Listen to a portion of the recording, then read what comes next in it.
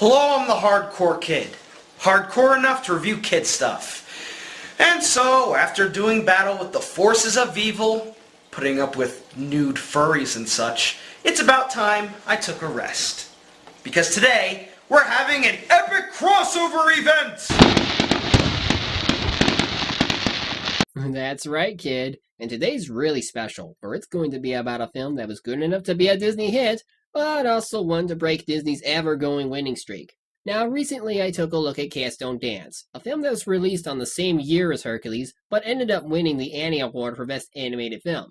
Until award programs like the Golden Globes would start handing out these type of awards, the Annies were the only real way anything animated would be recognized, aside from the occasional Saturn and Blockbuster Entertainment Awards. Now some of you guys, including Isaac, liked that movie and thought of it as an okay film.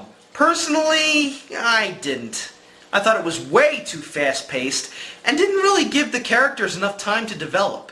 But if there's one thing that we can both agree on, it's this.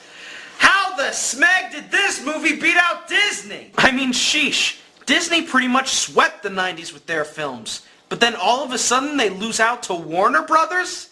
Disney had Hercules on their side and they still lost? I know, right? Like, wasn't Disney supposed to be the leading company when it comes to its animated films? Where did things go wrong? How did they lose out to a lesser film? Who knows? At any rate, let's take the plunge into another weird and crazy adventure into the world of Disney. Cue the special opening sequence!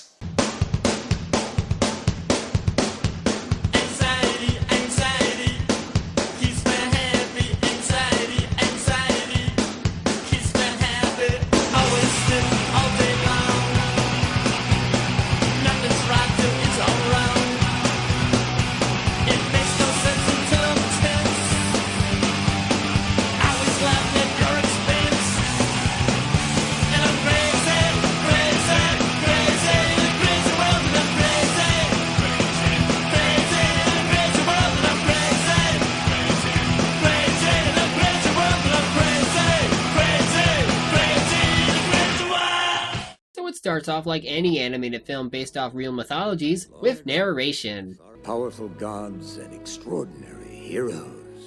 And the greatest and strongest of all these heroes was the mighty Hercules. But what is the measure of a true hero?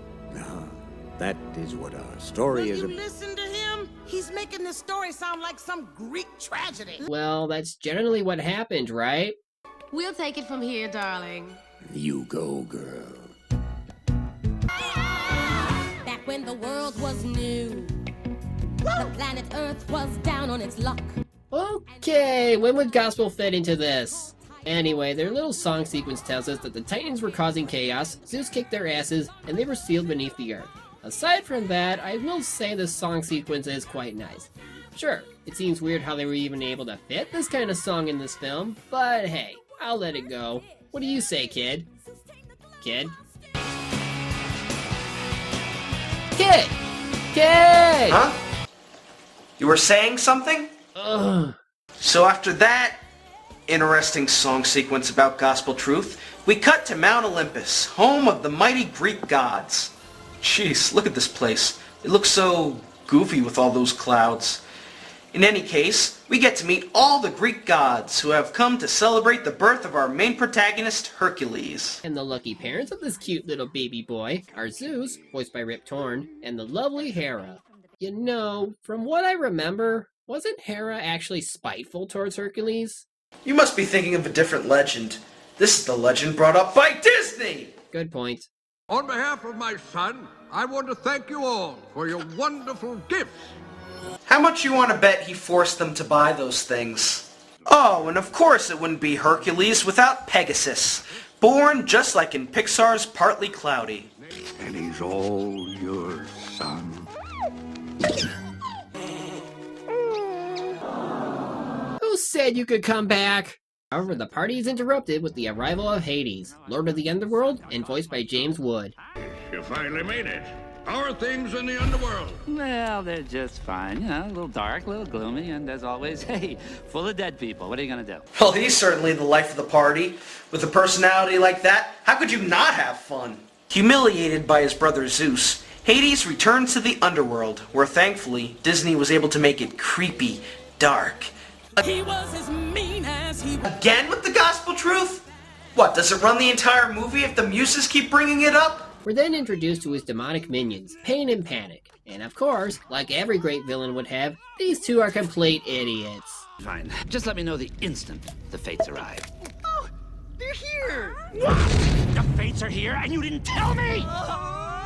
We're not worthy! We're not worthy! Right. There's also the Fates, who normally in Greek mythology just represented life. But here, they also represent past, present, and future. The Fates reveal that in 18 years the planets will align, causing the Titans to go free, defeat Zeus, and allow Hades to take over. However, the only thing standing in his way is Hercules, who of course, like any other protagonist, will kick his evil blue ass. Got a little riddle for you. How do you kill a god? You can't!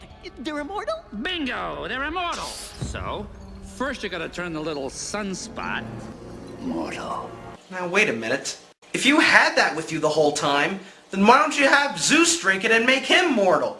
In fact, why do you even have that vial lying around if you're not even gonna friggin' use it? Well, it's not like you can just slip it into someone's drink and have it work instantly. There's a downside to it that pretty much makes this a literal plot convenience. And why? He has to drink the whole potion! Every last drop! Today's key phrase is, drink the whole thing. So Pain and Panic sneak into Olympus at night in order to kidnap Hercules. And since the parents are far too smart to avoid any real security, being, gods and all, it pretty much means their son is doomed.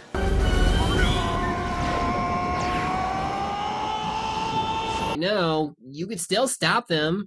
I mean, you're father of the gods. You see y'all and can warp anywhere you'd like. Like in a flash, because you're god of lightning. Let them yell. It's not like anybody in these movies have any common sense. After landing, they proceed to chuck the vial of poison into Hercules. But thankfully, he's spared of drinking the last drop as soon as a young couple comes by. Is anybody there? Now? Now!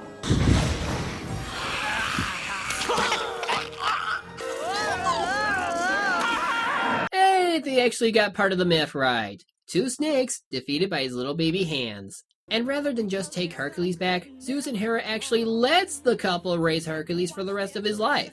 All because of some unknown bullcrap about not letting demigods into Olympus. What? That doesn't even make any sense! Especially later on when we see that he has god alteration powers at his disposal just like Hades. But other than that, who's stopping them from taking young Hercules back anyway? The ghost of Cronus? Many years later, Hercules grows up to have the voice of Josh Keaton, and is also a young, helpful teen who worships society and is loved by everyone. No problem. Why, Hercules? No. I got it. I'm fine. You just run along. Or not. Hey, they should be lucky. Most teens today either end up breaking the law, causing other kids to commit suicide, or troll the internet. Yo, give it here. Hey, you need an extra guy? We already got 5, and we want to keep it an even number. Hey, wait a second. 5 isn't an even... But a geek. Distracto boy. Maybe we should call him Hercules. Yes, pick on the really strong kid. I'm sure you won't consider strangling your necks in the near future. I got it. No, stop. Oh no. It's okay. Timber!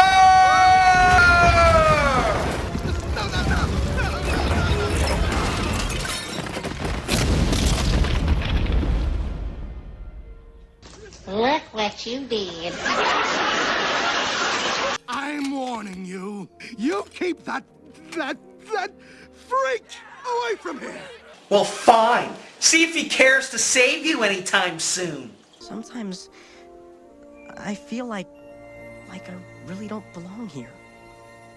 Like I'm supposed to be someplace else. And it's any wonder why he never bothered asking about this sooner. I mean, it's not like it's the first time he's been rejected by society.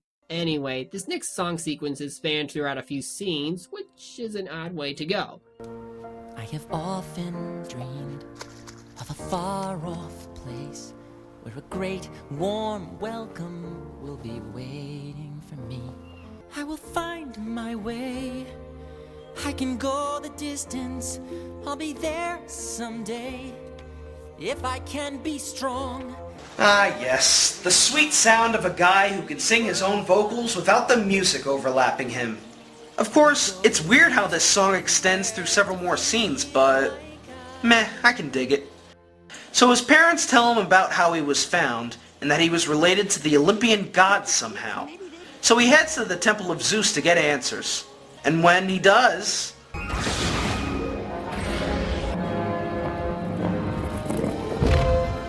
My boy, my little Hercules. Gah! Anyone else getting Night at the Museum 2 vibes? So just to verify, the Father of Gods can bring all sorts of chaos and destruction to the world, can even fuse his soul into statues. And yet he can't just physically appear like any god could. Also, as the kid puts it, Zeus can give and take god power from people, which means everything can be solved right now because he could just give Hercules the god power needed to go home. But what does he do instead? Hercules, if you can prove yourself a true hero on Earth, your godhood will be restored. How does that give you god power? If that were the case, I'd be one by now. I'm like a hero to everyone on Azeroth. He said hero of Earth, not hero of Azeroth. To accompany him on his journey to find Philoctetes, the trainer of heroes, Zeus summons down Pegasus, who of course is now grown up and has the brain of a bird. Yeah, right. And with that said, they take off to an island that's full of goats and beautiful nymphs. What's the matter, little guy? You stuck? Whoa! Hey, what out, buddy? Girls! Stop! Stop! Come back! Come back! Come back! Whoa! Whoa! Oh! So this is Philoctetes, or Phil for short. He's played by none other than Danny DeVito, and what a perfect choice that is. His voice goes really well with Phil's tough guy personality and lack of thought. If there were anyone who could fit his role, it would be DeVito, alright. Anyway, Phil says he's retired from training heroes because everyone ended up disappointing him. Which is a shame because it was his dream to have one of his pupils have their own constellation, and even have people praise him for it. But of course, what are the odds of that? So you wanna be a hero, kid? Well, whoop-de-doo. I have been around the block before with blockheads just like you. Each and every one a disappointment, pain. Well, if there's one thing he can't exactly do, it's sing. Yeah, if anything, this song is the weakest of the film. Now I know DeVito was trying and all, but his song performance is anything but admirable. The sequence itself is fine and dandy, but it seems to draw your attention more than the actual lyrics. There's no balance between them. It feels more like a montage with a yapping goat in the background. Yeah, not very impressive, dude! But thanks to the musical montage of sorts, Hercules is finally buffed and ready to tackle his first line of heroic work. And what exactly is he going to do first? Sounds like your basic DID. Damsel in distress! Save a damsel in distress! Of course. What's funny is that this centaur is named Nessus, whose blood ironically killed Hercules in the original myth. But because it's Disney, obviously he doesn't. Step aside, two legs. I'll have to ask you to release that young... Keep moving, Junior. We're introduced to the lead female of the film, Megara, or Meg for short. She comes off as the type of woman who doesn't want to be pushed around and treats men like shit. Are you, all right, miss? Megara. My friends call me Meg, at least they would if I had any friends. So, did they give you a name along with all those rippling pectorals? Jeez, what a bitch! I don't know. Personally, I find her to be quite unique from most other Disney women. She's got the personality to not let others have their way. She isn't into just any man because of their appearance or special title. She's literally like an independent character. Well, just wait until she stabs you in the back, and then we'll talk. Now, what do you mean by that? Oh, she's working for Hades. Shoot. Though obviously he's pissed about how Hercules is still alive after all these years. Well, here's a hint. Check your dead more thoroughly next time. But soon hatches a plan to get rid of him. In the meantime, Hercules arrives in Thebes, in order to find himself even more heroics. Hey, Mac. Whoa, whoa, whoa! You want to see something strange and mystical? No! So he offers his services to the people, but they flat out reject him like anyone would. But thankfully, chances come in the form of sweet, wonderful Meg. Two little boys, they're playing in the gorge. There was this rock slide, a terrible rock slide. They're trapped. I have this terrible fear of heights. She just got owned. Oh my god, a giant rock!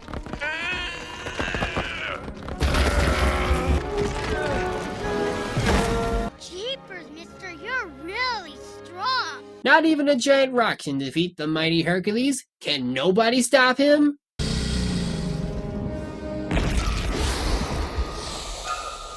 What do you call that thing? Ah, for fuck.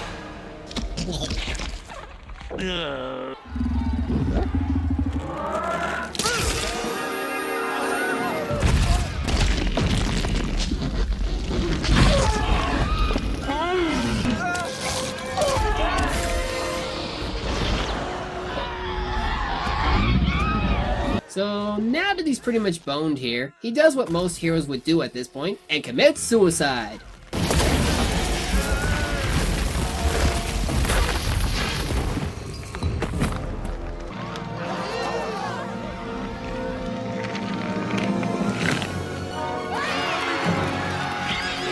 Yay! He's a true hero now! He can finally go home! Don't celebrate just yet, Sir Isaac. He's only a hero, not a true hero. What? But that means... Yeah! Bless my soul, Herc was on a roll. Person of the week in every Greek opinion poll. What? So now he's pretty much acting like a pompous celebrity. So what? He's kicking all sorts of monster ass. He's been immortalized in merchandise that shouldn't even belong in this type of inaccurate history film. He's proven to be more than just a simple hero. What more do you need? Look inside your heart. Why must the heart be the answer to everything?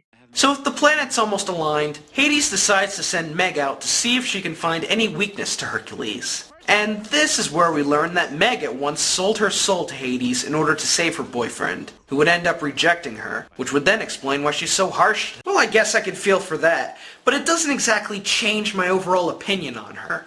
She's still a bit too hard on someone who is still yet to show any signs of betrayal. I mean, look at him!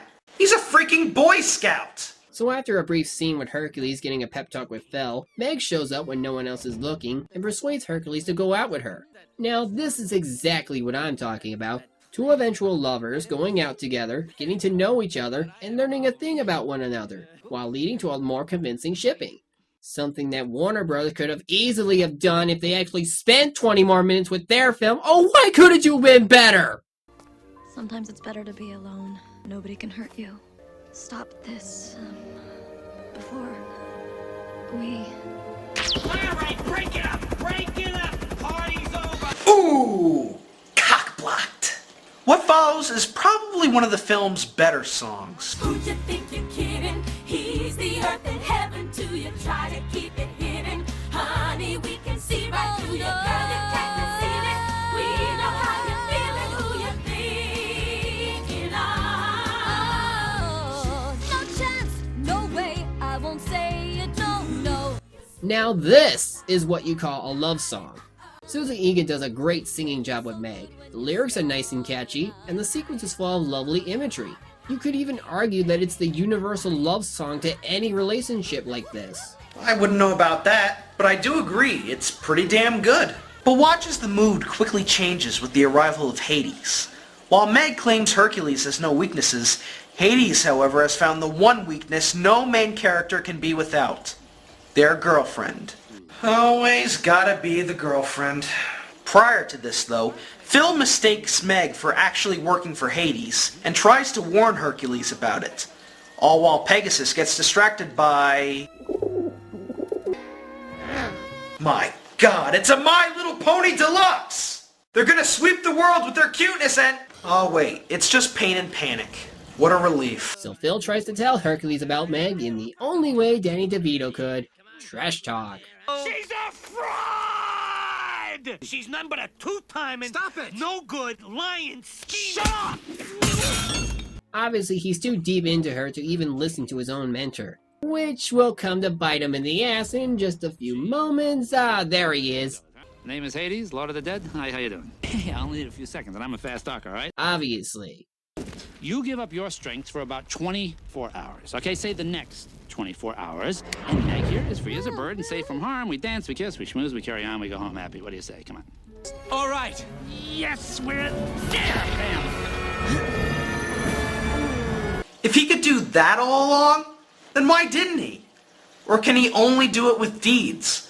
I mean, for Christ's sake, if you were to ever have an ability like that, then why don't you just use it?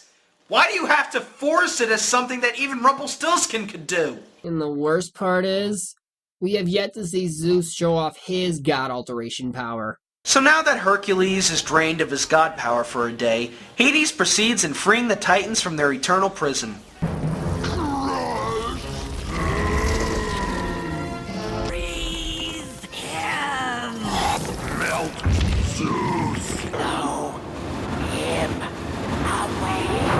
And then we'll hang him, and then we'll kill him. Yeah! I say we let him go! No! Oh, and for some reason they included the Cyclops, even though there were only 4 Titans to begin with. Either way, he gets sent by Hades to destroy Thebes while everyone else is attacking Olympus. Bound by his heroic calling, though, Hercules goes out to fight the Cyclops, while Meg goes out to find Phil. And as for Olympus, well, it's about to get rocked. Hard. Sound the alarm!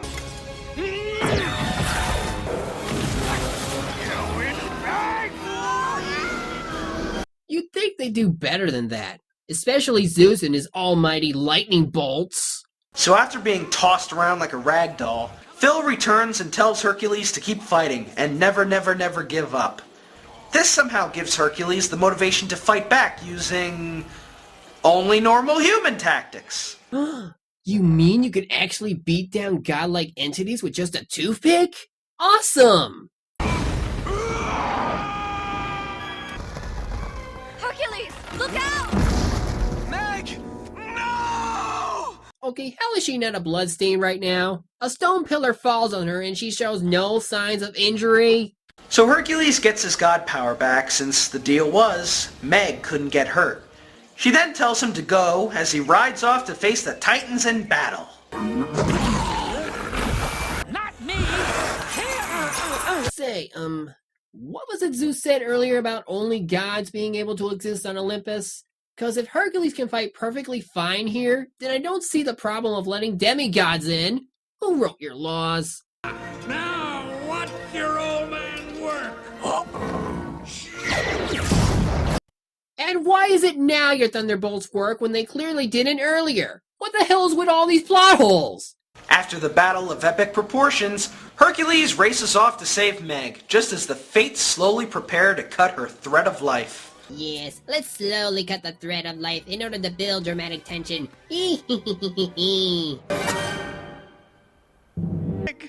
No. There's some things you just can't change. Yes, I can. Well, he's already beaten everyone else. Let's see him beat death. So he pays a visit to the underworld in order to bring back Meg.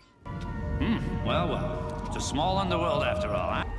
You like making deals. Take me in Meg's place. Oh, for crying out loud, just kick his ass and force him to bring her out.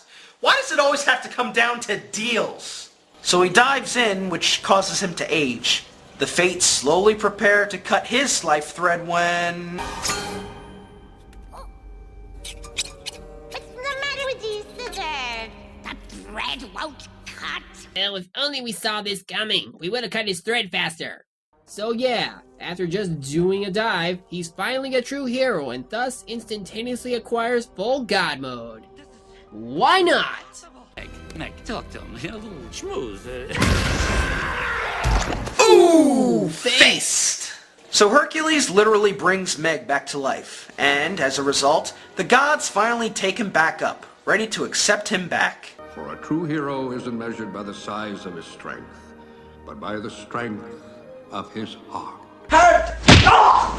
Man! That fucking Indian! This is the moment I've always dreamed of.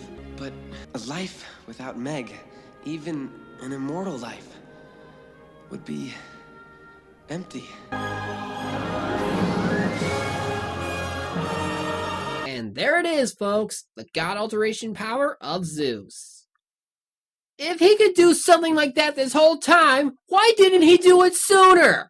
Holy plot hole on a stick, this is nuts! So that's Hercules. Overall, it was quite alright.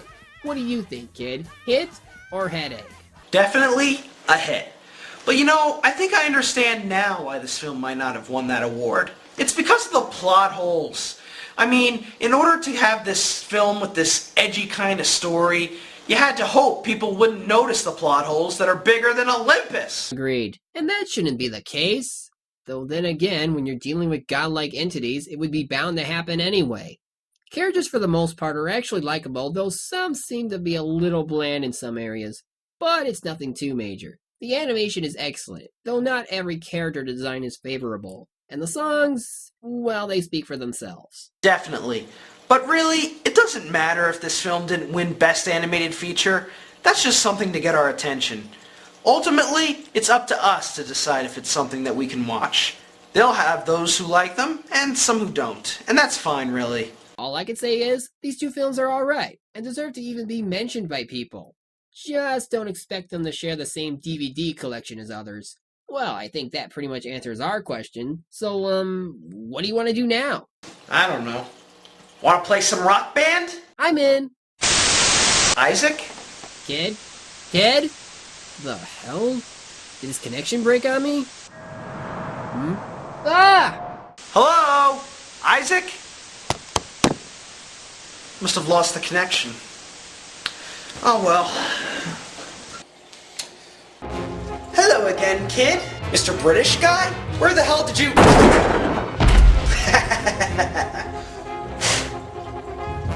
Nobody fucks with the British.